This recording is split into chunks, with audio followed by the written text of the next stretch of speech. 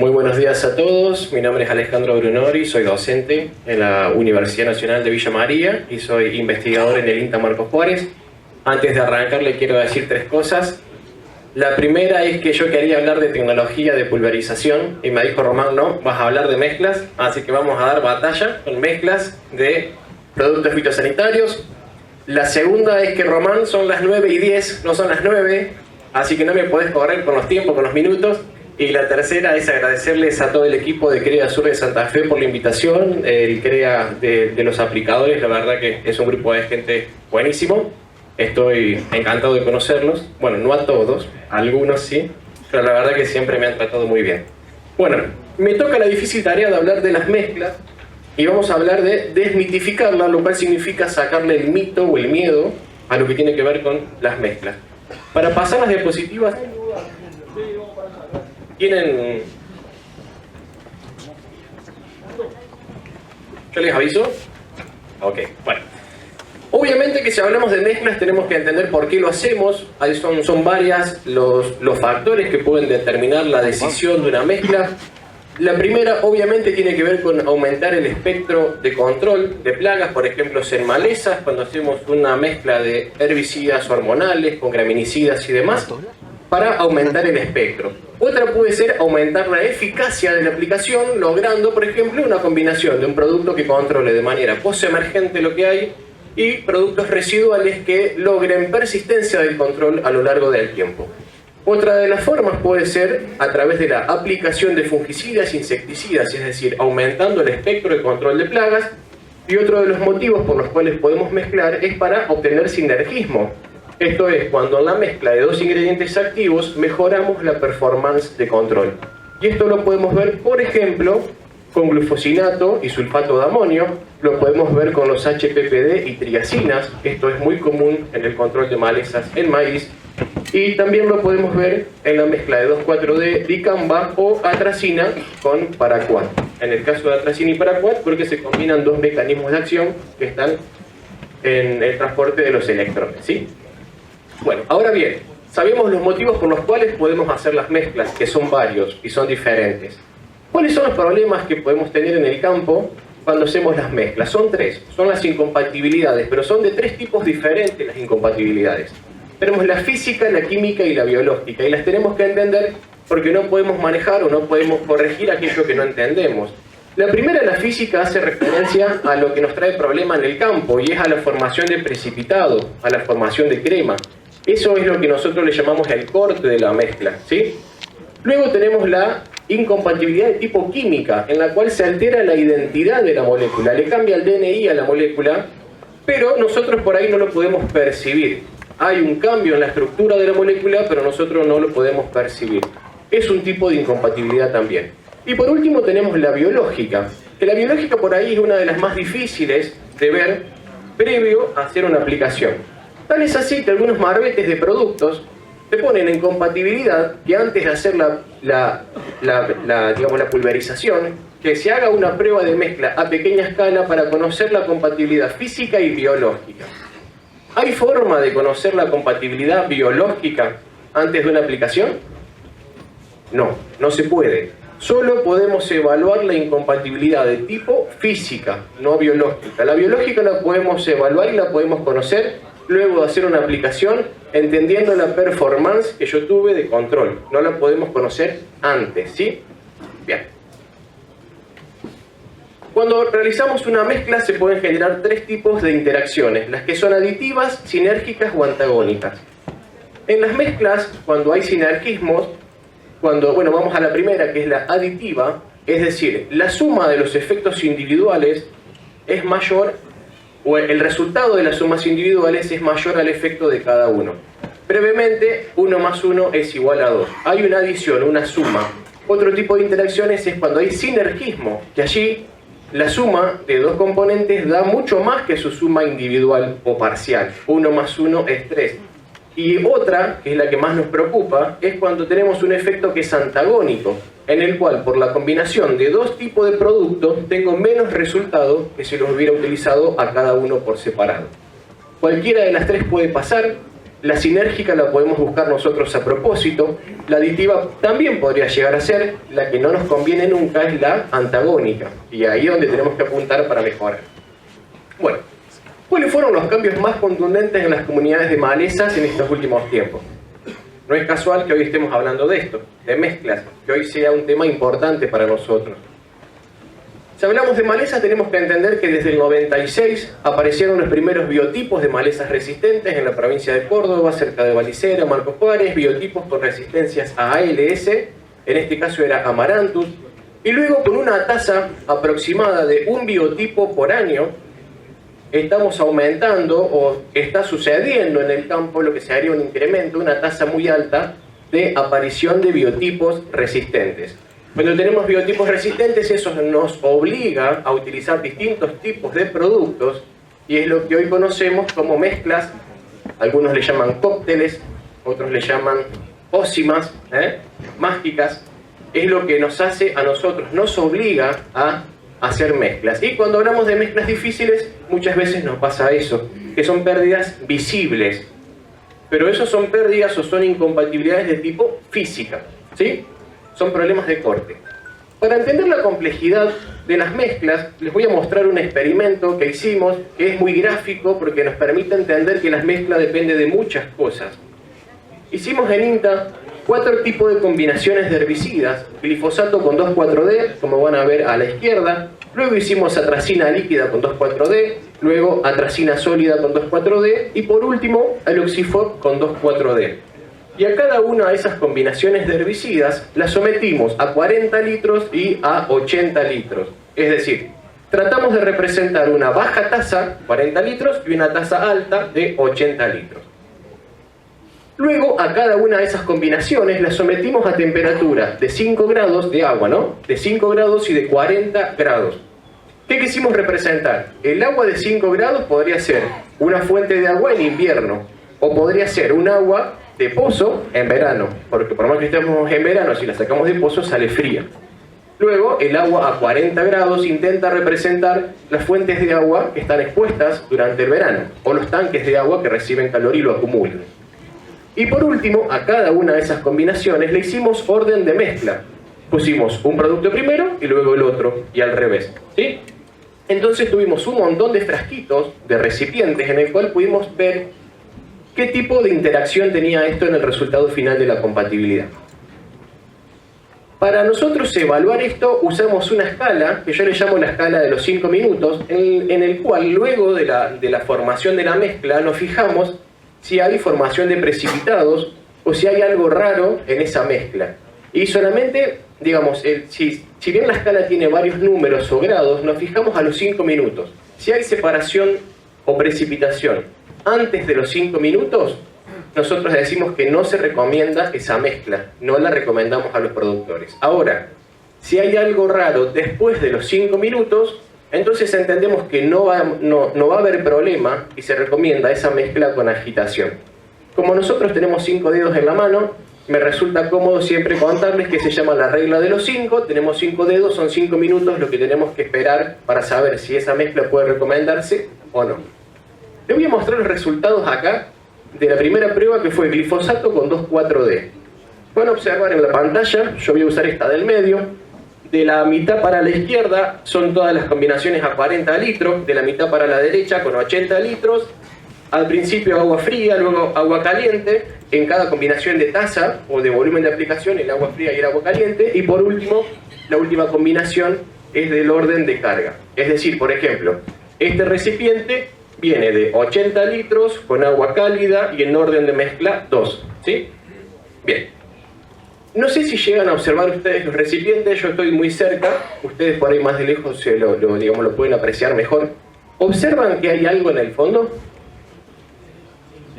¿Y lo observan en uno solo o en todos? Lo que sí pueden observar es que se dio en diferentes magnitudes. Entonces, hubo precipitación, hubo corte en todos los casos en esta combinación de glifosato y de 2,4-D. Pero nosotros podemos entender que el impacto de todo lo que evaluamos fue diferente, porque la cantidad de precipitado que se formó fue diferente. ¿Qué entendimos con esto? Que hubo separación inmediata en todas las combinaciones, que el uso del agua fría produjo mayor cantidad de precipitados, es decir, no fue lo mismo el agua cálida que el agua fría. El agua fría nos empeoró el corte, ¿sí? Que con 80 litros se redujo menor espesor de los precipitados y que el orden de mezcla en este caso no mostró diferencias. Es decir, de aquí aprendimos que el agua fría para esta mezcla empeoraba la situación y que la baja tasa también empeoraba la situación. Hay otros investigadores, vamos a decir investigadores, que dicen que la tasa de aplicación no cambia o no genera ningún tipo de problemas en la compatibilidad de las mezclas. Mis resultados indican otra cosa. Cuando hacemos mezclas, siempre la tasa de aplicación o el volumen de aplicación ayuda a la mezcla de los componentes, a que se lleven bien. Y eso lo venimos viendo en diferentes situaciones. Bueno, la recomendación de esto es, como hubo separación antes de los 5 minutos, es no aplicar. Cuando hicimos la prueba para la atracina líquida con 2,4-D, se observó precipitación a partir de los 10 minutos. Y la regla era la regla de los 5. Como sucedió a los 10 minutos, no hay ningún problema, se recomienda el uso con agitación. Y acá no importó si el agua era fría, si el agua era caliente, el orden ni la tasa, ¿sí? Acá dio todo lo mismo. Cuando hicimos atracina sólida con 2,4-D, vimos separación al minuto 1 cuando la temperatura del agua fue de 5 grados. Es decir, solo hubo separación inmediata cuando el agua fue fría, no cuando fue caliente, ¿sí? Y el efecto fue peor con bajo volumen. El orden de carga no mostró diferencias y a los 5 minutos los tratamientos con agua caliente tuvieron precipitados. Pero recién a los 5 minutos, es decir, con el agua caliente no tuvimos problema en esta situación, pero sí tuvimos problema con agua fría. Esto es para que se vayan dando una idea de la complejidad que tienen las mezclas. Cuando uno dice, che, recomendame una mezcla, nosotros ¿cómo podemos garantizar que la persona la va a usar? ¿Con qué calidad de agua? ¿Con qué temperatura de agua? ¿Con qué tasa de aplicación? ¿Con qué temperatura? Creo que ya lo dije. ¿Con qué adyuvantes? Bueno, en este caso se recomienda no con agua fría, sí con agua caliente o en verano. Y por último, acá tenemos una mezcla de aloxifop con 2,4-D, donde no se observó incompatibilidad en ninguna combinación, ¿sí? Y nada, bueno, en general no hubo ningún problema. Acá no hubo problema de tipo físico, La recomendación es aplicar sin restricciones. Ahora bien, ustedes saben que si mezclamos un graminicida, en general, con un hormonal como 2,4-D, estamos penalizando la actividad del graminicida. Entonces, acá está la incompatibilidad de tipo biológica que yo les decía antes. Visualmente no voy a tener problema en aplicarlo. La máquina me lo va a aplicar perfectamente. Pero yo voy a estar penalizando la eficacia del graminicida. Acá hay una incompatibilidad de tipo biológica. Por eso me parece gráfico para que entiendan lo de los distintos tipos de incompatibilidad. ¿Me escuchan bien? ¿Se entiende bien? ¿Venimos bien? Perfecto.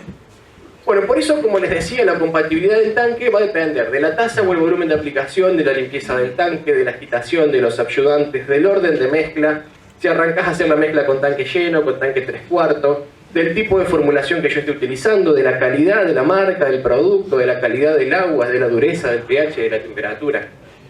¿Esto se puede resumir de manera fácil o sencilla? ¿Puede ser replicable a distintas personas, a distintos productores? ¿Una mezcla en particular? Casi que no, es imposible. Son muchísimos los factores involucrados en el resultado final de una mezcla. Ya vimos cómo afecta el volumen de aplicación, el tipo de formulación. Ya vimos cómo afecta el orden de mezcla y cómo afecta, por ejemplo, la temperatura del agua. Acá les muestro en este experimento que realicé en un laboratorio de Pergamino llamado LIF, cómo actúa el pH en la compatibilización de esta mezcla de fomesafen con glifosato. ¿Qué hicimos? A propósito, preparamos distintas calidades de agua, agarramos a un agua, la dejamos como agua blanda, agarramos otra muestra de agua, la dejamos como agua dura, y a cada una de ellas muestras le pusimos pH de 3, de 6 y de 9, ¿sí? Y luego agregamos el fomesafen. Y fíjense el resultado. Bueno, acá les mostramos cómo hacíamos la corrección de los pHs para preparar las muestras de agua. Esto se hace en laboratorio, es algo muy prolijo, preciso, es bajo metodología científica, ¿no? Fíjense, cuando nosotros agregamos el fomesafen, todos los pHs, si los pHs eran de 3, los llevaba a 5 y pico. Es decir, el fomesafen, a pesar de ser un ácido, aumentaba el pH solo cuando el agua tenía un pH inicial bajo. y lo mantenía estable cuando el pH era entre 6 y entre 9. Es decir, ¿qué les quiero contar con esto? Que cuando uno agrega un producto fitosanitario en el tanque, genera cambios en el agua. Los productos son químicos, y el químico cuando ingresa al agua genera cambios en la mezcla. Entonces, adición tras adición de un producto, eso va generando cambios en una mezcla. El Fomesafen levantó 2 puntos el pH cuando el pH inicial del agua era de 3, ¿sí? Y ahí se ve el Fomesafen, que es un líquido soluble con el agua, perfectamente transparente, sin ningún inconveniente. Ahora le vamos a agregar el glifosato a esto.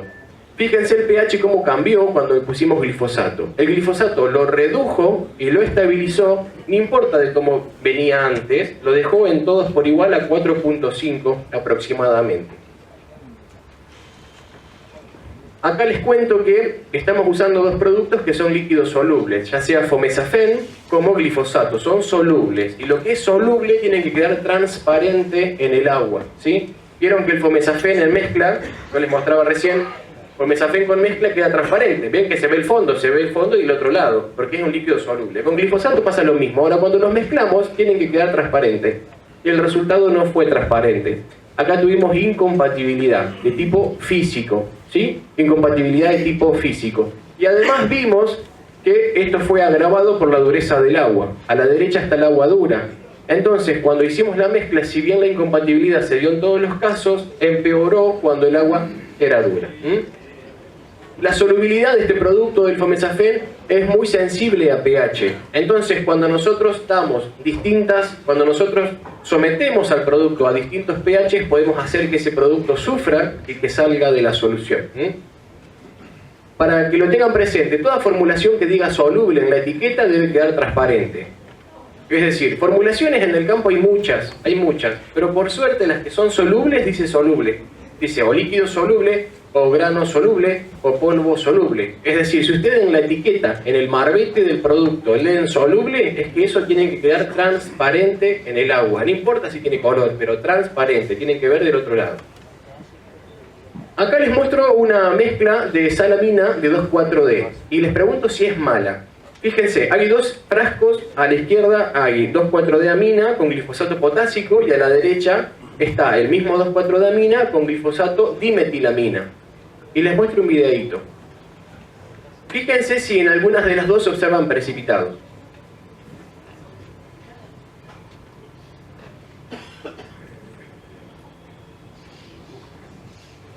¿Encuentran algún Erlenmeyer con precipitados? El de la izquierda, ¿eh? Miren que yo se lo hago a propósito para que corra en el fondo para que lo observen. Entonces la pregunta es, ¿la salamina de 2,4-D es mala? Ese es otro problema que tenemos, categorizamos, etiquetamos todo, ¿no es cierto? Y en realidad pudimos observar que si la acompañamos con un glifosato potásico, sale de la solución y pierde, pero si yo esa misma sal de 2,4-D amina la combino con un glifosato dimetilamina, no tengo problema de incompatibilidad. Es decir, más allá de todo lo que venimos viendo, hay interacciones específicas con lo que son los formulados específicos. La sal colina de 2,4-D, ¿se corta? Que ahora está muy de moda por la soja lis. ¿Se puede cortar la sal colina? Bueno, ustedes saben más que yo de esto. ¿Se corta o no se corta? Fíjense. A la izquierda, 40 litros. A la derecha, 80 litros. La diferencia está que en el primero la combiné con glifosato potásico y en el segundo con dimetilamina. Y a los 80 litros lo mismo, glifosato potásico y dimetilamina. ¿Pueden observar la cantidad de precipitados del primer frasco? A la izquierda. Bueno, eso yo les puedo asegurar que no pasa por ningún filtro, ¿sí? Es decir, la combinación de sal colina con glifosato potásico no va, no es compatible per se.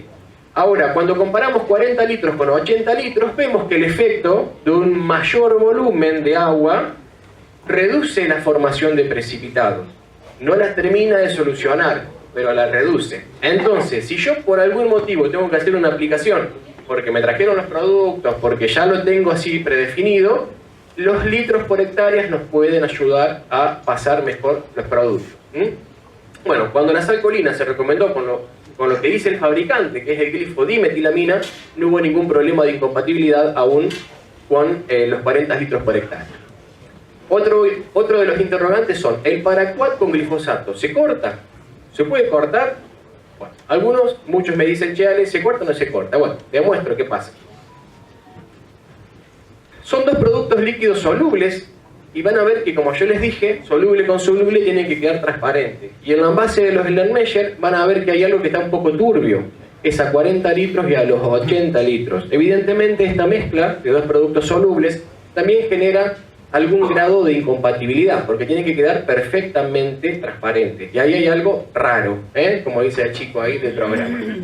Cuando lo llevamos a microscopio, observamos que a los 40 litros por hectárea se detectan pequeñas partículas o formaciones que hacen a una incompatibilidad y que se reduce cuando lo llevamos a los 80 litros por hectárea. Es decir, en esta combinación específica genera algo raro. Y para que tengan presente, si un líquido soluble está bien, cuando lo veo en el microscopio lo tengo que ver así, no tengo que ver nada, excepto alguna burbuja o algo que puede ser mugre, ¿sí? Pero se tiene que ver transparente. Entonces, ¿qué pasa cuando mezclamos el formulado con el agua del tanque?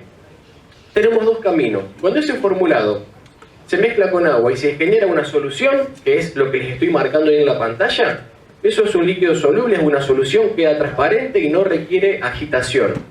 Pero si nosotros mezclamos algo y lo que tenemos genera una suspensión, es decir, algo que no es soluble en el agua, que tiene que quedar suspendido, ¿sí? Ahí tenemos dos caminos o dos alternativas en función del producto. Los productos que generan esto son las suspensiones concentradas o los dispersables o los floables, y por otro lado los concentrados emulsionables. Cuando ustedes mezclan estos productos en el agua nunca queda transparente, siempre queda blanquecino, y eso es porque no es soluble, y como no es soluble requiere sí o sí de agitación, ¿sí? En ambos casos son suspensiones, hay algo suspendido en el agua, no está solubilizado, ¿sí? Bueno, se cambió la fuente de la presentación cuando pasamos la compu, pero en el primer caso las suspensiones, bueno, pueden ser polvos mojables, dispersables, suspensiones concentradas. Son todas partículas insolubles en agua, son insolubles, tienen masa, tienen gravedad, ¿sí? Cuando yo lo dejo mezclado con el agua que genera una suspensión, ¿qué puede pasar si no lo agito? A partículas que tienen masa, que están sujetas a la ley de la gravedad, se van al fondo y precipitan. Y nosotros no queremos que precipite, porque la bomba ¿de dónde chupa? De abajo. Y si yo tengo todo precipitado, los primeros metros de la máquina, ¿qué va a salir? La dosis de todo el lote la voy a tirar en en las primeras dos pasadas. En las últimas pasadas voy a tirar agua liviana, ¿sí? Y el resultado de eso, ¿cuál es? Tengo maleza resistente. ¿No es cierto?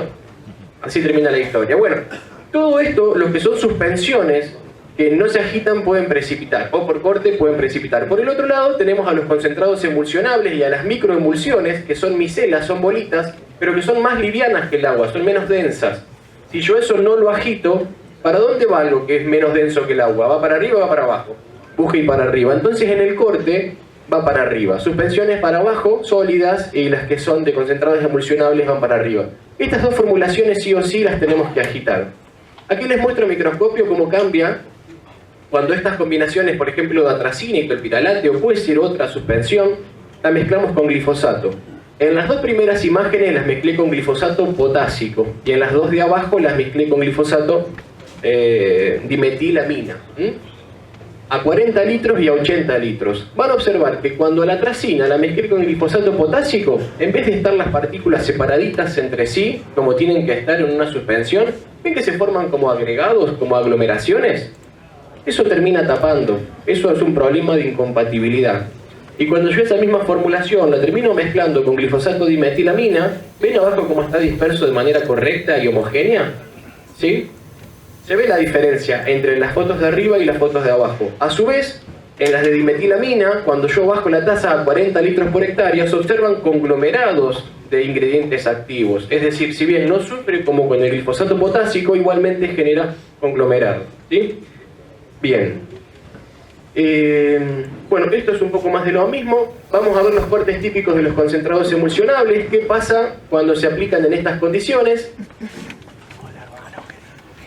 Este es un video que me pasaron, creo que los chicos de... no me acuerdo. Creo que los chicos del LIC. Bueno, si yo aplicaría en esta circunstancia, ¿qué pasa? La bomba, ¿dónde chupa? De abajo. Y ahí yo, ¿qué tengo arriba de todo? el aceite y el solvente orgánico que tiene un ingrediente activo, como por ejemplo un graminicida, ¿sí? Entonces, cuando termino la tancada, eso empieza a bajar, empieza a bajar, empieza a bajar. Y en los últimos pedazos de la tancada, ¿qué sale? La dosis queda para todo el lote, sale directamente en el final, todos juntos. Y tenemos problemas de control. Bueno, esos son otras formas de problemas de compatibilidad de mezclas con los concentrados emulsionables, en el cual se ve que hay sedimentación en el fondo de los blender meshers, los aceites se pegan en las paredes de los recipientes, se me pegan también en el laboratorio, se pegan también en la máquina del tanque. O pueden ir hacia arriba y se pueden cortar.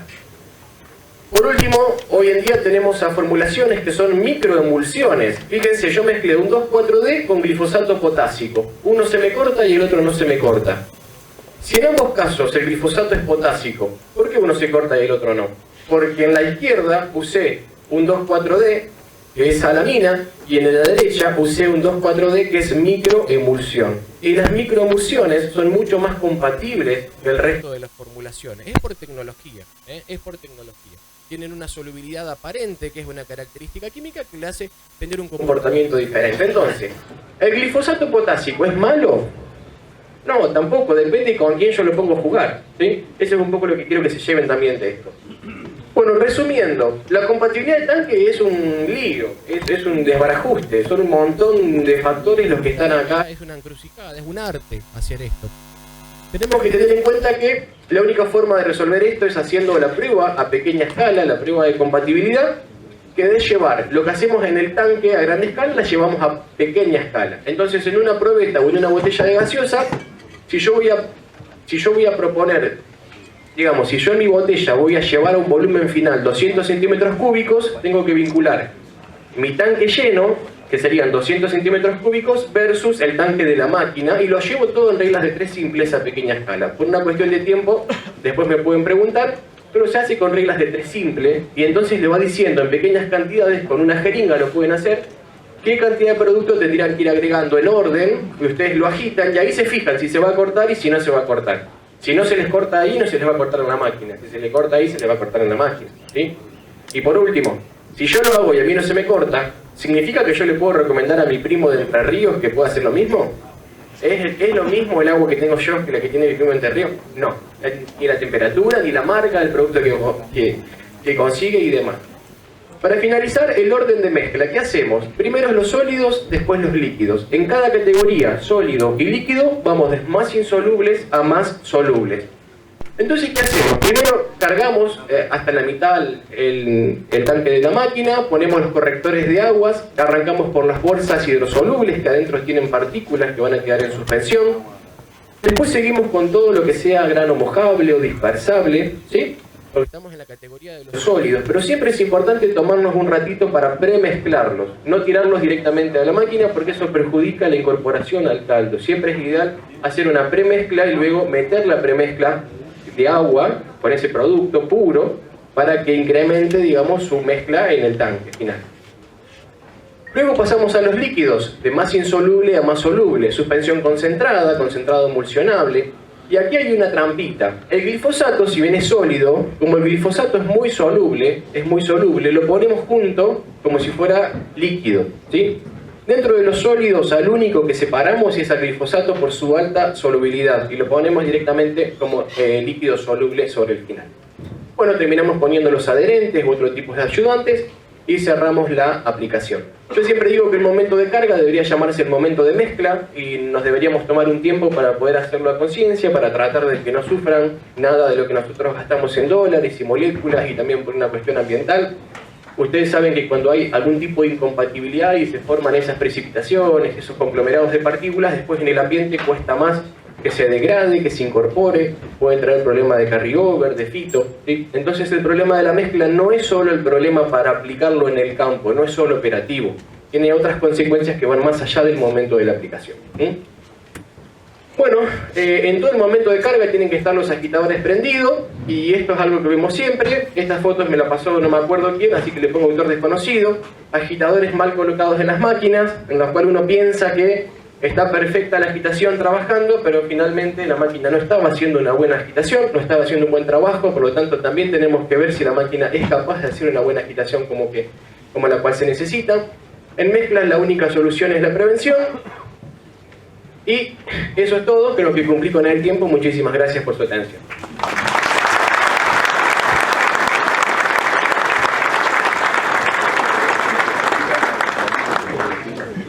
Román, ¿te puedo sacar un minuto más? Los quiero invitar el jueves 15 de agosto, ahora vienen los chivos. Jueves 15 de agosto en el quincho de INTA Marcos Juárez vamos a realizar una dinámica, un taller para profesionales, donde vamos a hablar de tecnología de aplicación, alto y bajo volumen, boquillas, lavado de máquinas, y por la tarde hacemos una dinámica, es con cupos limitados. Y después en el segundo cuatrimestre vamos a hacer un curso de posgrado en formulaciones y mezclas en la Universidad Nacional de Villa María. Así que bueno, gracias por la invitación y por los chivos.